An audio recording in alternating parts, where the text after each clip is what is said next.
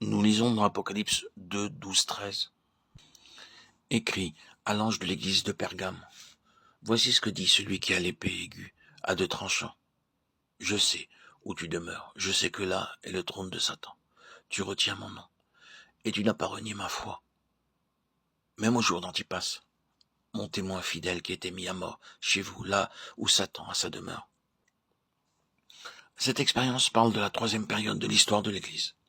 Lorsque l'empereur Constantin devient chrétien, on raconte que cet empereur, alors qu'il perdit une bataille, vit dans le ciel une croix brillante. Il fit le vœu que s'il gagnait la bataille, il deviendrait chrétien.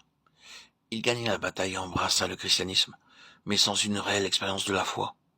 Plusieurs de son armée l'imitèrent et devinrent aussi chrétiens. Il en résulta l'entrée de pratiques païennes et par elles la chute de la chrétienté.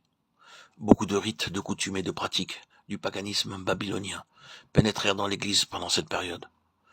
Par cela, nous devons apprendre comment être séparés, comment nous préserver des souillures du monde, des pratiques mondaines et de toutes sortes de méthodes païennes. Beaucoup de chrétiens, en ces jours, imitent le monde. Ils pensent posséder un très solide argument. Nous ne pouvons pas être différents, disent-ils. Mais nous devons être différents si nous désirons avoir un héritage céleste. Car nous sommes le peuple de Dieu, un peuple acquis.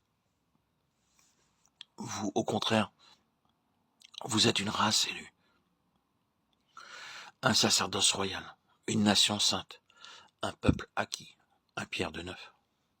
Nous sommes un peuple différent et nous ne pouvons pas le nier. Nous vivons dans ce monde, mais nous ne sommes pas de ce monde. Nous sommes un peuple acquis et nous devons vivre une vie de séparation. Nous ne devrions pas nous souiller par les habitudes et les coutumes mondaines, par les méthodes et les comportements de ce monde, par les modes vestimentaires et que sais-je. Nous sommes un peuple acquis. N'aimez point le monde, ni les choses qui sont dans le monde. Si quelqu'un aime le monde, l'amour du Père n'est point en lui, car tout ce qui est dans le monde, la conduite de la chair, la convoitise des yeux et l'orgueil de la vie, ne vient point du Père, mais vient du monde. Et le monde passe, et sa convoitise aussi. Mais celui qui fait la volonté de Dieu demeure éternellement. 1 Jean 2,15.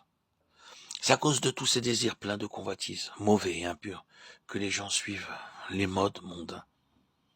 Il n'est pas besoin de nous leurrer nous-mêmes en disant que ceci est à la mode et cela n'est pas à la mode. C'est la convoitise et la convoitise seule, ainsi que l'impureté qui sont la cause de ces manières, de ces expressions et de ces vêtements mondains. Ce n'est pas la mode. Les cœurs sont devenus impurs et remplis de mal. Les fabricants qui veulent faire connaître leurs produits utilisent des images pleines de convoitise. Nous ne pouvons pas éviter de les voir.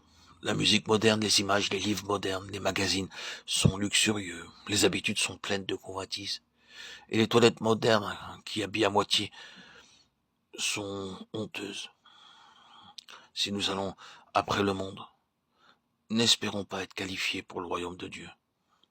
Nous sommes séduits par les gens mondains, mais grâce soit rendue à Dieu pour la grâce qu'il nous a donnée de nous conserver sans souillure et de préserver nos vêtements de toute tache du monde. Sinon, nos pensées seraient souillées.